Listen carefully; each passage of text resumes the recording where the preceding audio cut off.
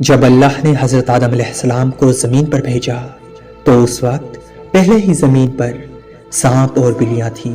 بلی ہی وہ جانور ہے جس سے حضرت آدم علیہ السلام نے دنیا میں آنے کے بعد بات کی، اور حضرت آدم علیہ السلام کے دل کو اطمینان محسوس ہوا، کیونکہ جب وہ زمین پر آئے تو پریشان تھے۔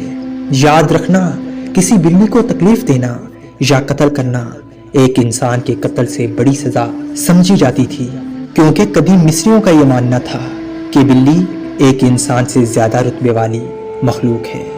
یہی وجہ تھی کہ اس دور میں کوئی بلی مر جاتی تو اسے بھی فرعونیوں کی طرح حنوط کیا جاتا تھا۔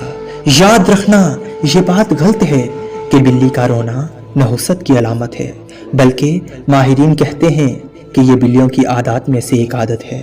ہو سکتا ہے کہ وہ تنہائی محسوس کر رہی ہو، یہ عین ممکن ہے کہ اسے کوئی تکلیف پہنچ رہی ہو، محسوس ہو رہی ہو، اور بلی کی آواز انسانی جسم کی تھکاوٹ اور سستی کو دور کر دیتی ہے۔